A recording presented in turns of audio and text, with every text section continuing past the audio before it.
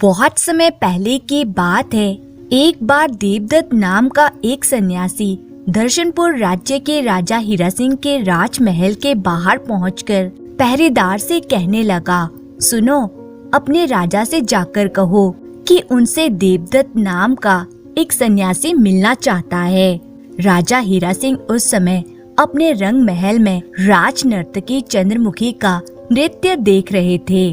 पहरेदार ने आकर कहा, महाराज की जय हो। महाराज, देवदत्त नाम का एक सन्यासी आपसे मिलने के लिए राजमहल के बाहर खड़ा है। राजा हीरा सिंह उस समय मदिरा के नशे में थे। उन्होंने नशे की तरंग में पहरेदार से कहा, पहरेदार, उस सन्यासी को तुरंत रंग महल में मेरे पास लेकर आओ। यह सुनकर पहरेदार कुछ हैरान हुआ और फिर उस सन्यासी के पास जाकर कहने लगा, चलिए सन्यासी जी, महाराज इस समय रंग महल में हैं। वे आपको वहीं पर बुला रहे हैं। पहरेदार की बात सुनकर सन्यासी देवदत्त कुछ चौंक गया और सोचने लगा, राजा हीरा सिंह ने मुझे अपने रंग महल में बुलवाया है। क्या मेरे जैसे सन्यासी को राग रंग की महफिल में जाना चाहिए? फिर मन ही मन कुछ निर्णय करने के बाद वे पहरेदार से कहने लगा, ठीक है, चलो मुझे रंग महल ले चलो। पहरेदार सन्यासी को लेकर राजा के रंग महल में पहुंच गया। जैसे ही वे वहां पहुंचा, राजा बोला, आइए सन्यासी महाराज, आइए, रंग महल में आपका स्वागत है। और फिर हीरा सिंह ने बड़े ही आदर से उस सन्यासी को अपने पास बिठा लिया। राजा ने अपने गले से एक माणिकों की माला निकालकर सन्यासी देवदत्त को देते हुए कहा, लीजिए सन्यासी जी, हमारी ओर से यह तुच्छ भेंट स्वीकार कीजिए। फिर उन्होंने नर्तकी चंद्रमुखी से कहा, चंद्रमुखी, नृत्य करते करते तुम क्यों रुक गई? देखती नहीं, सन्यासी देवदत्त रंग महल में पधारे हैं। इनके सामने अपनी नृत्य कला का गुण प्रकट करो। चलो शुरू हो जाओ। आज्ञा पाकर चंद्रमुखी ने एक बार फिर से नृत्य करना प्रारंभ कर दिया। काफी देर तक नर्तकी नाचती रही और जब उसने अपना नृत्य समाप्त कर दिया तो सन्यासी देवदत्त ने राजा के द्वारा दी गई माला को राज नर्तकी को देते हुए कहा, लो सुंदरी, हमारी ओर से ये माला स्वीकार करो। चंद्रमुखी ने उसकी ओर आश्चर्य से देखा और चुपचाप वो माला ले ली। यह देखकर राजा बोला, तुमने ये क्या मूर्खता की सन्यासी? तुमने हमारा दिया हुआ उपहार इस नर्तकी को दे दिया। सन्यासी ये सुनकर बोला, राजन, मूर्ख हम नहीं बल्कि तुम हो। राजा ये सुनकर क्रोधित होकर बोला, आप क्या बकते हो सन्यासी? सन्यासी बोला, मैं ठीक कहता हूँ राजन, तुम्हारे सामने राज नर्तकी अपनी नृत्य कला का प्रदर्शन कर रही थी, परंतु तुमने क्या किया? तुमने उसके इस गुण की प्रशंसा नहीं की राजन। चंद्रमुखी ने जिस प्रकार का नृत्य किया, ऐसा बेजोड़ नृत्य देखकर मैं उससे बहुत ही प्रभावित हुआ और इसीलिए मैंने ये माला चंद्रमुखी को उपहार के रूप में दे दी। यह सुनकर राजा हीरा सिंह मन ही मन सोचने लगा, यह सन्यासी तो बड़ा ही दुष्ट है। इसने हमारा दिया हुआ उपहार हमारे सामने ही चंद्रमुखी को दे दिया। यह तो हमारा अपमान है। राजा हीरा सिंह कहने लगे, सन्यासी, तुम इसी समय मेरे राज्य से दूर चले जाओ, इसी में तुम्हारी भलाई है। यदि तुम फिर कभी मुझे इस राज्य में दोबारा दिखाई दिए तो मैं तुम्हारी गर्दन उड़वा दूंगा। निकल जाओ यहाँ से। सन्यासी ये सुनकर बोला, शांत राजन, शांत, मुझसे ऐसा क्या अपराध हो गया? राजा ने कहा, सन्यासी, तुमने मेरे द्वारा दी गई वस्तु को मेरे ही सामने दूसरे को दान में दे दिया। भला इससे बड़ा और क्या अपराध हो सकता है? तुम कोई सन्यासी नहीं हो, चले जाओ यहाँ से। फिर कभी दोबारा मेरी नजरों के सामने मत आना। राजा हीरा सिंह की बातें सुनकर सन्यासी चुपचाप रंग महल से बाहर निकल गया। देवदत्त के जाने के बाद भय से कांपती हुई चंद्रमुखी ने वे माला राजा हीरा सिंह के चरणों में रख दी। यह देखकर राजा हीरा सिंह ने कहा, चंद्रमुखी, सन्यासी इस माला को तुम्हें पुरस्कार के रूप में दे चुका है। अब इस पर हमारा कोई अधिकार नहीं है। तुम इसे रख लो और यहाँ से चली जाओ। जो आज्ञा महाराज। ऐसा कहकर रंग महल से बाहर आकर वह नर्तकी सोचने लगी, मेरे कारण आज एक सन्यासी का बड़ा ही अपमान हुआ है। अभी शायद वह सन्यासी ज्यादा दूर नहीं गया होगा। मुझे उसकी तलाश करके उसे क्षमा मांगनी चाहिए। यह सोचकर वे तुरंत ही रथ में बैठकर देवदत्त की खोज में चल पड़ी। कुछ ही दूर जाने पर उसे देवदत्त जाता हुआ दिखाई दिया। वे तुरंत रथ से उतरकर देवदत्त के सामने जा पहुंची और कहने लगी, सन्यासी, मैं बहुत शर्मिंदा हूँ। आज मेरे कारण तुम्हारा बहुत ही अपमान हुआ है। मैं उसी के लिए तुमसे माफी मांगने आई हूँ। ये सुनकर सन्यासी बोला, उसके लिए तुम्हें क्षमा मांगने की कोई आवश्यकता नहीं है। जब राजा हीरा सिंह ने मुझे रंग महल में बुलवाया था, मैं उसी समय ही समझ गया था कि आज कुछ घटित होने वाला है। इसमें तुम्हारा कोई दोष नहीं है। तुम आराम से खुश रहो।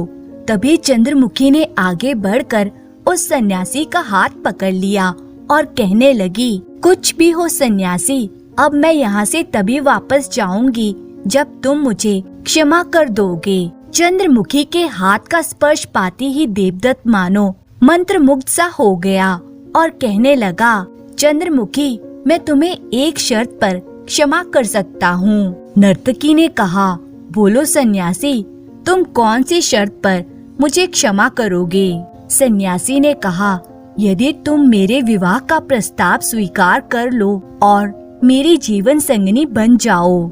नर्तकी यह सुनकर हैरानी से कहती है, यह तुम क्या कह रहे हो सन्यासी? सन्यासी यह सुनकर एकदम से बोला, अब तुम मुझे सन्यासी ना कहो। तुम्हारे स्पर्श करते ही मेरा सन्यास टूट चुका है और मुझ पर तुम्हारे रूप का जादू चल चुका है। नर्तकी ने कहा, ओ, यह तो बड़ा ही अनर्थ हो गया देवदत्त। यह असंभव है, क्योंकि बात यह है कि 5 वर्ष के लिए मैं दर्शनपुर राज्य के राजा की राज नर्तकी चुनी जा चुकी हूँ। 5 वर्ष के पश्चात मेरे स्थान पर कोई नई राज नर्तकी चुन ली जाएगी, तभी मैं दर्शनपुर छोड़कर जा सकूंगी। सन्यासी ने कहा, ओ, तो यह बात है। चंद्रमुखी, आओ मेरे साथ। यहाँ से इस राज्य से दूर चलकर हम विवाह कर लेंगे। अगर तुम मेरे साथ नहीं चल सकती तो कोई बात नहीं। मैं अगले 5 वर्ष तक तुम्हारी प्रतीक्षा करने को तैयार हूँ। राज नर्तकी बोली, क्या 5 वर्ष तक तुम मेरी प्रतीक्षा करोगे? सन्यासी ने कहा, हाँ चंद्रमुखी, तुम्हारे रूप सौंदर्य ने मेरे हृदय में ज्वालामुखी धधका दिया है। ऐसा सुनकर राज नर्तकी बोली, देवदत्त, मैं तुम्हारे प्रेम को स्वीकार करती हूँ। अगर तुम 5 वर्ष तक मेरी प्रतीक्षा कर सकते हो तो मैं भी 5 वर्ष के बाद तुम्हें मिल जाऊंगी। तो ठीक है चंद्रमुखी, मैं यहाँ से सीधा पलाश वन की ओर जा रहा हूँ। आज से ठीक 5 वर्ष के बाद तुम राज नर्तकी के पद से मुक्त होकर पलाश वन में चली आना। हम दोनों वहाँ पर विवाह कर लेंगे। ऐसा कहकर सन्यासी देवदत्त पलाश वन की ओर चला गया और राज नर्तकी वापस महल की ओर लौट गई। देवदत्त चलता चलता पलाश वन में वरुण ऋषि के आश्रम में जा पहुंचा।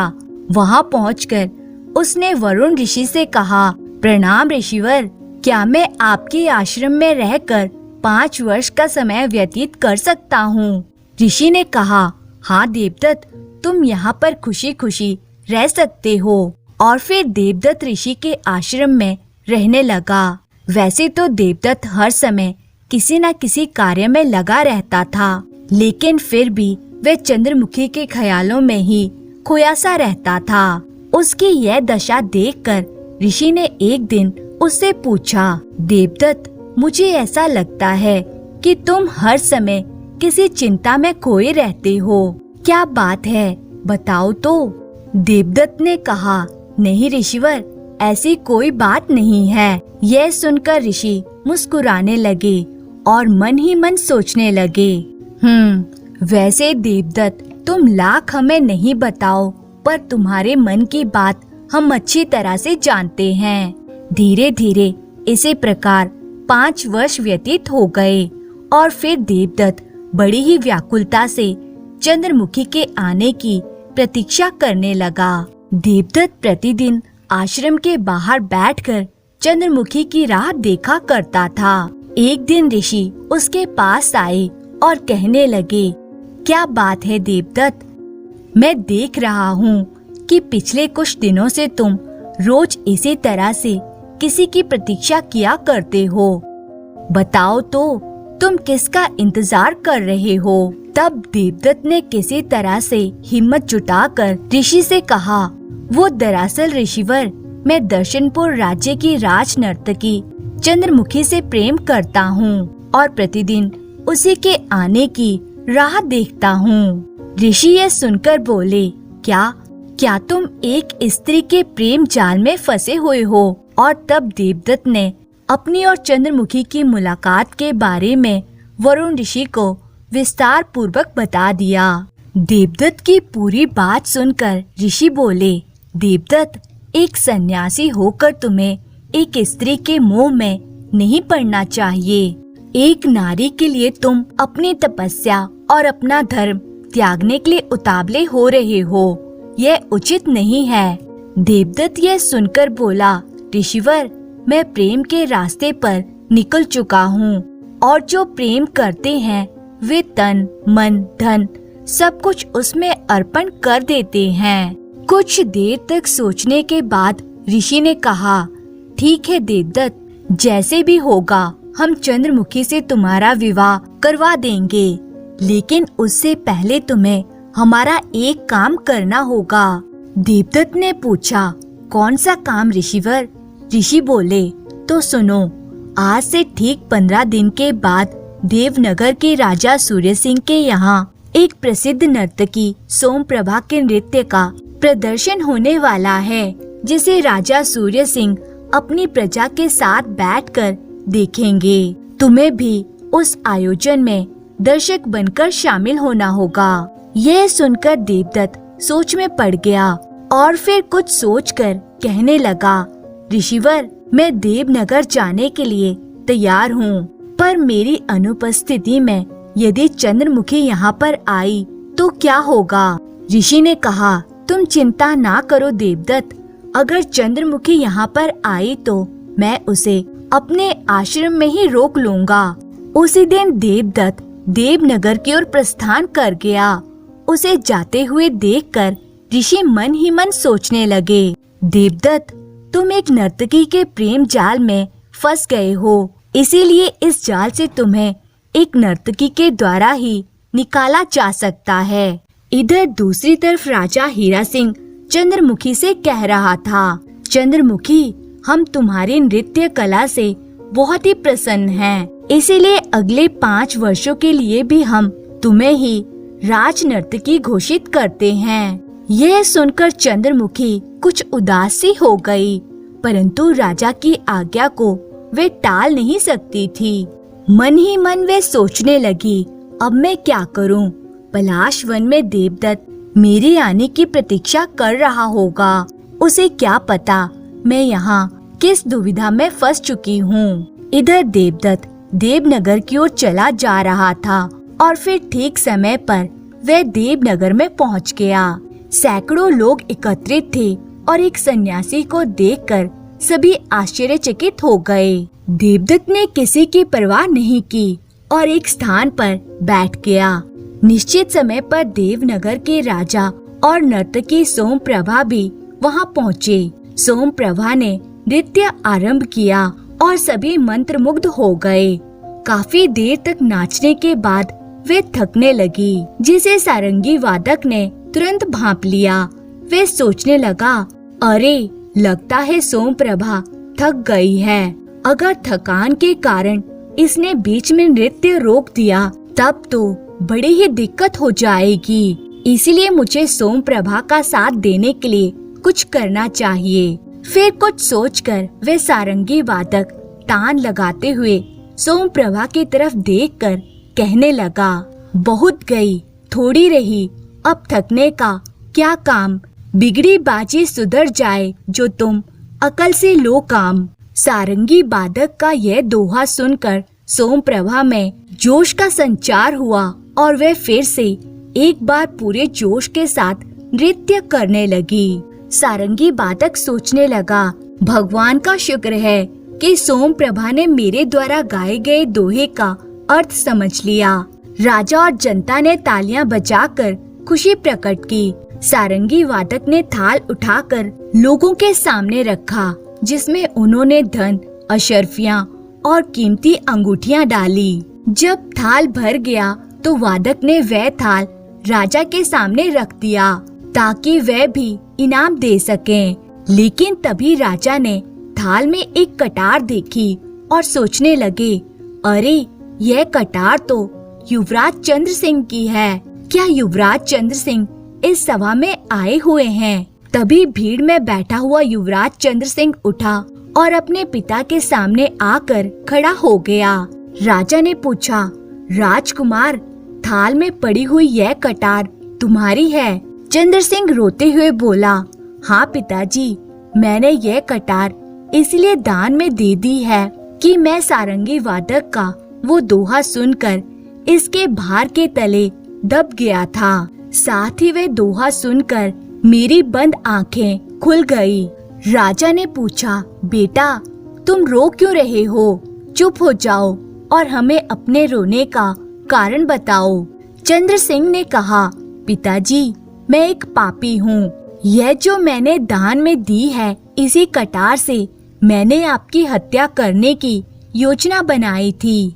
राजा ये सुनकर आश्चर्य से बोला, यह तुम क्या कह रहे हो बेटा? युवराज चंद्र सिंह सर झुकाकर बोला, मैं सच कहता हूँ पिताजी, मैं बहुत दिनों से आपकी मृत्यु की कामना कर रहा था ताकि आपकी मृत्यु के पश्चात मैं राज सिंहासन को प्राप्त कर सकूं। लेकिन मेरी ये कामना पूरी नहीं हुई। तब मैंने ये सोचा कि उचित अवसर पाकर मैं कटार से आपकी हत्या कर दूंगा। परंतु आज जब नृत्य करती हुई नर्तकी के सारंगी वादक ने यह दोहा गाकर कहा कि अब तो थोड़ा ही समय बचा है, इसलिए क्यों थकती हो?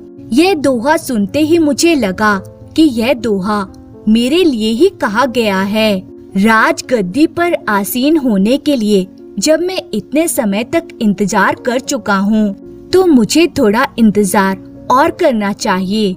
आखिरकार राज सिंहासन मुझे ही तो मिलना है, फिर क्यों मैं आपकी हत्या का पाप कमाऊं? इस प्रकार सारंगी वादक ने मुझे आपकी हत्या करने के पाप से बचा लिया।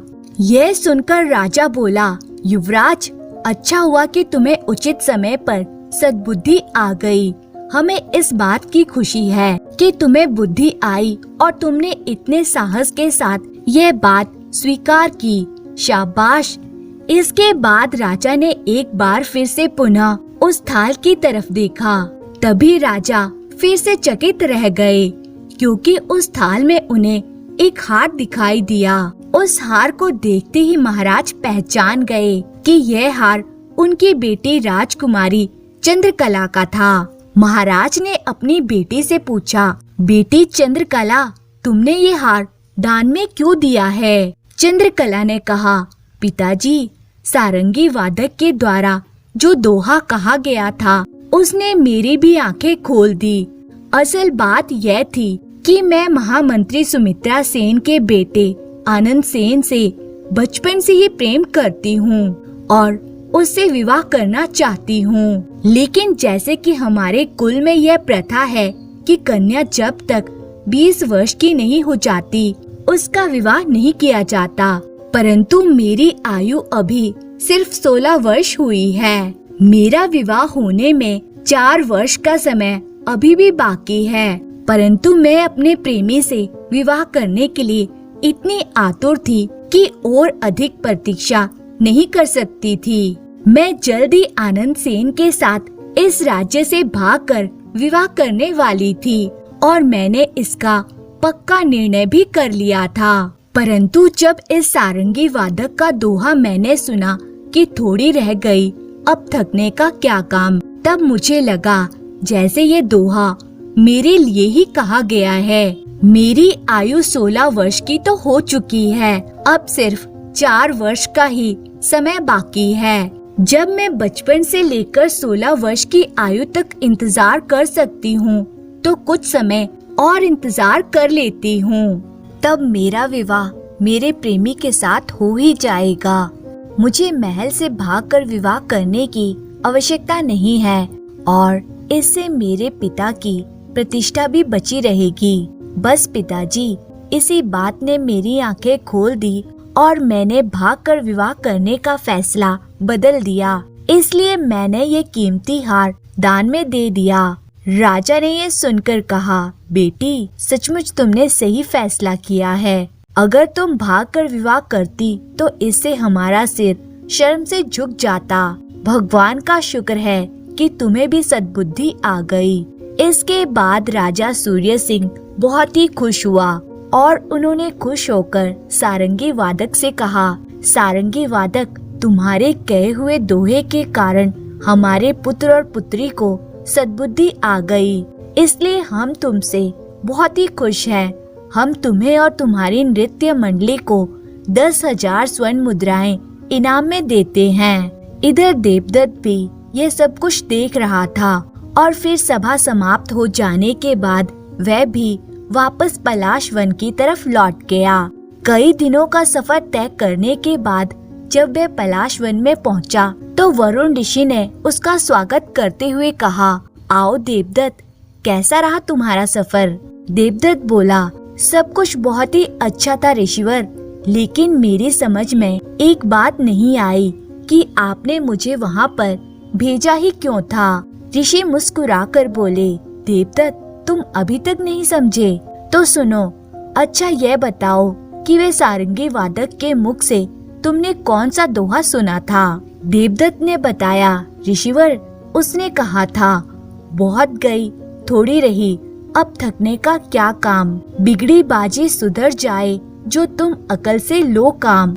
ऋषि ने कहा, देवदत्त, इस दोहे को सुनकर जब वहाँ के राजकुमार और राजकुमारी को सद्बुद्धि आ सकती है, तो फिर तुम्हारी बंद आंखें क्यों नहीं खुली? क्या तुम उस दोहे का गहन अर्थ नहीं समझ पाए हो? देवदत्त ने कहा, मैं आपकी बात नहीं समझा ऋषिवर। तब ऋषि ने कहा, देवदत्त, एक समय वह था जब तुम एक महान तपस्वी थे। तुम जहाँ भी जाते थे, लोग तुम्हारे तपोबल के कारण तुम्हारा आदर किया करते थे। परंतु आज तुम एक नर्तकी के मोह पाश में फंस चुके हो और तुम्हें उस सारंगी वादक की चेतावनी भी समझ में नहीं आई। उस सारंगी वादक के दोहे में तुम्हारे लिए एक चेतावनी छुपी हुई थी। अब थोड़ा समय ही रह गया है।